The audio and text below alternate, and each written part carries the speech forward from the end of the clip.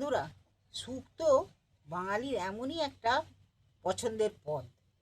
বন্ধুরা, শুক্তো আজকে অনুষ্ঠান বাড়ির মতন শুক্তো কিভাবে বানাবে আজ আমি ভিডিওতে দেখাবো। খুব সহজ পদ্ধতিতেই, খুব কম সময়েই বাড়িতে থাকা উপকরণ দিয়ে বানিয়ে নাও। দেখো বন্ধুরা, শুক্তো বানাতে আমি সবজিগুলো আগেই কেটে নিয়েছি। সবজিগুলো সিমগুলো দু আধখানা করে, শুধু সেট দু আধখানা করে কেটে নিয়েছি। আর এর শিরগুলোকে আস্তে আস্তে শিরগুলোকে তুলে দিয়েছি দু মাথা। আলু সেও একটু ভারী ভারী মোটা মোটা করে কাজের বাড়ির মতো করে কেটেছি।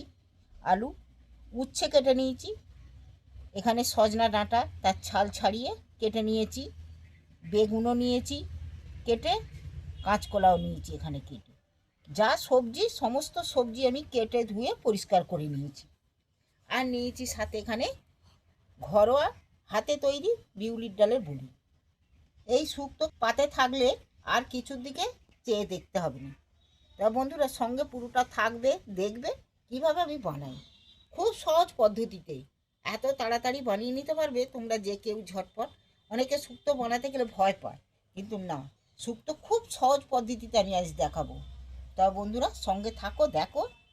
বন্ধুরা, শুক্তো বানাতে কী কী মশলা নিচ্ছি তবে বন্ধুরা দেখো। নিয়েছি কয়েক টুকরো আদা। এখানে আমি সর্ষে 2-4 চামচ দিয়ে দিচ্ছি। সর্ষে একটু বেশি লাগবে, 2 চামচ দিচ্ছি। এখানে আমি কালো সর্ষে ব্যবহার করেছি, তোমাদের কাছে যদি সাদা সর্ষে থাকে তাতেও হবে। এখানে আমি 1 চামচ পোস্ত নিচ্ছি। আমি এর সাথে, পোস্তর সাথে 1.5 চামচের মতো চাল মুগড়া দিয়ে দিচ্ছি। চাল মুগড়া দিচ্ছি, এতে দিলে গ্রেভিটা খুব ঘন হবে। এতে আমি 6-8টা কাজু বাদামও দিয়ে দিচ্ছি। এটা শুধু গ্রেভিটা করার জন্য আমি দিচ্ছি কাজু বাদাম আর চাল মুগড়া। তোমাদের কাছে যদি নারকোল থাকে তাহলে কিন্তু বন্ধুরা এই চাল মুগড়া আর এই কাজু বাদাম দেওয়ার প্রয়োজন নেই। তাহলে নারকোল ভেঙে নারকোল দিতে পারো, তাহলে আর কোনো জিনিসের দিতে হবে না।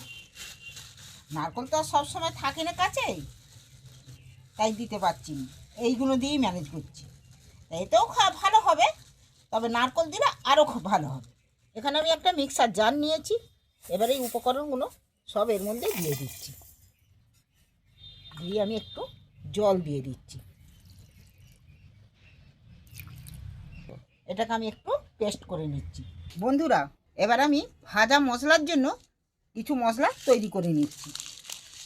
করতে আমি এখানে নিচ্ছি 1 চামচ মৌরি। মৌরিটা অবশ্যই দেবে কিন্তু। আর এখানে নিচ্ছি আর 1 চামচ রাঁধুনি। দেখো, এই রাঁধুনি যেটা, সেটা যে কোনো মুদিখানা দোকানে পেয়ে যেতে পারো। এই মশলাটার জন্যই টেস্ট দ্বিগুণ বাড়িয়ে দেয়। তবে চলো আমি কড়াটা বসিয়ে দিই উনুনে।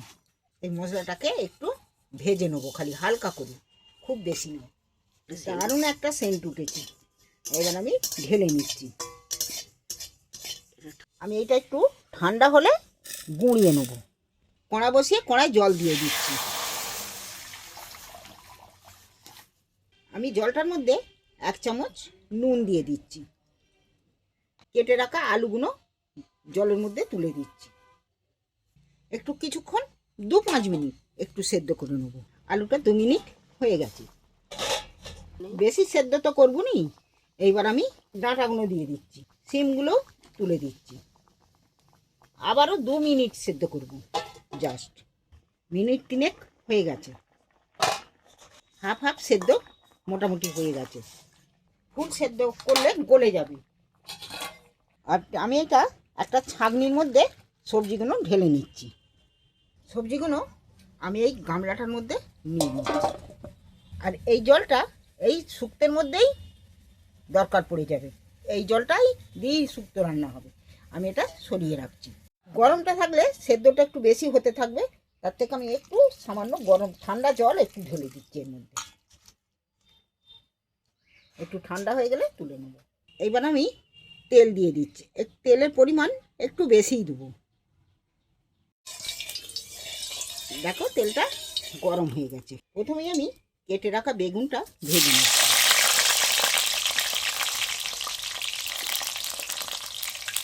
দেখো, বেগুনগুলো আমি একটু লাল লাল করে ভেজে নিয়েছি। এর থেকে একদম ভাজার মতো লাল লাল করতে হবে না, এইটা হলেই হবে। আমি বেগুনগুলো একটু তুলে নিচ্ছি।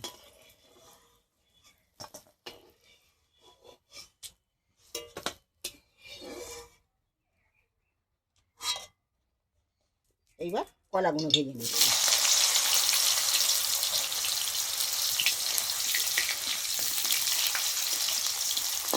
দেখো কলাগুলো লাল লাল করে ভেজে নিয়েছি। কলাগুলো আমি এবার তেল থেকে তুলে নিচ্ছি। এইবার দিচ্ছি কেটে রাখা করলাগুলো।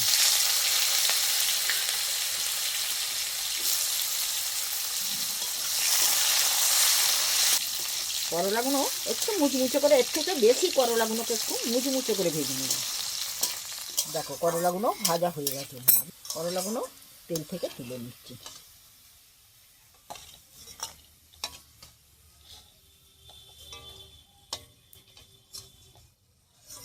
এইবার বড়িগুলো দিয়ে দিচ্ছি ভেজে নেব।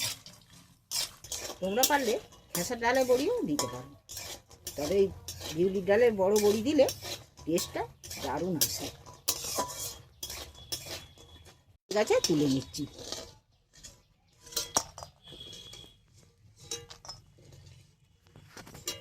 তেলটার মধ্যে দিয়ে দিচ্ছি দুটো তেজপাতা। এখানে দিচ্ছি 1 চামচ 5 ফোড়ন। আমি এখানে পেস্ট করা আমি মশলাটা তুলে দিচ্ছি। এবার আমি মশলাটাকে একটু কষিয়ে নেব। আমি এখানে মশলা ধোয়া জলটা দিয়ে দিচ্ছি।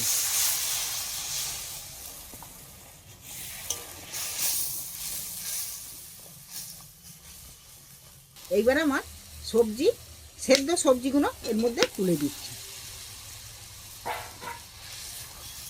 এইবার এইটাকে এর মধ্যে ভালো করে একটু কষিয়ে নেব। আমি এখানে নুন স্বাদ মতো নুন দিচ্ছি।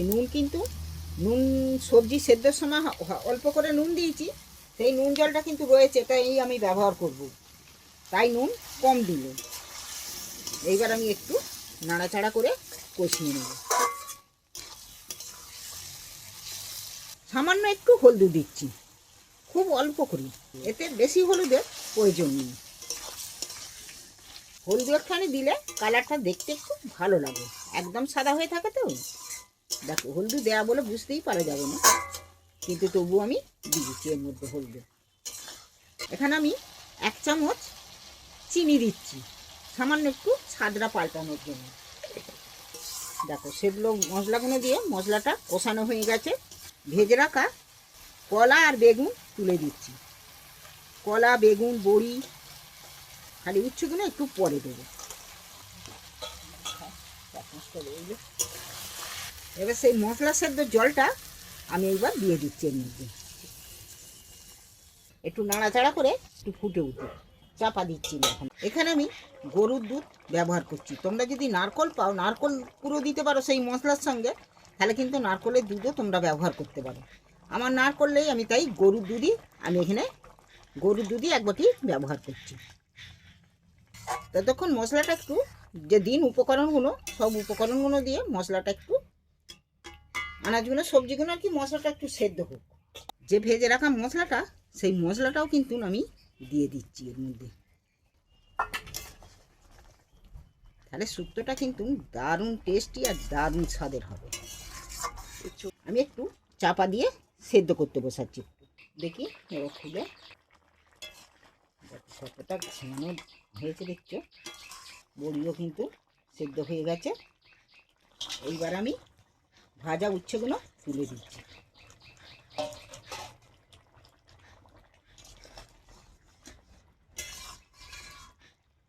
আমি কিন্তু জুস একটু রেখেছি, তোমরা পারলে জুসটাকে আরও মারলে আরও একটু ঘন ঘন টাইপের দেখতে হবে। আমি এখানে 2 চামচ ঘি দিয়ে দিচ্ছি।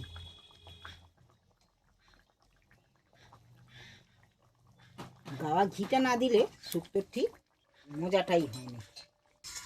এবার আমার শুক্তো পুরো রেডি। দেখলে তো কত সহজ পদ্ধতিতে শুক্তো। এইবার আমি নাবিয়ে নিচ্ছি।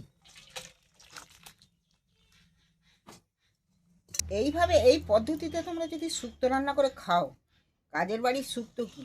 কাজের বাড়ির শুক্তো ফেলে রেখে খাবে, দারুণ স্বাদের, দারুণ রেসিপি, দারুণ শুক্তো। এই শুক্তোর স্বাদ মুখে তোমাদের লেগে থাকবে। অবশ্যই একবার বানিয়ে খেয়ে দেখবে। আর কে কোথা থেকে দেখছো কমেন্ট করে জানিও। আর আমার চ্যানেলটা সাবস্ক্রাইবার করতে কেউ যেন ভুলুনি, চ্যানেলটা আমার সাবস্ক্রাইবার করে দিও। আর যদি অন্য কোনো নতুন রেসিপি যদি দেখতে চাও তাহলে কমেন্ট করে জানিও।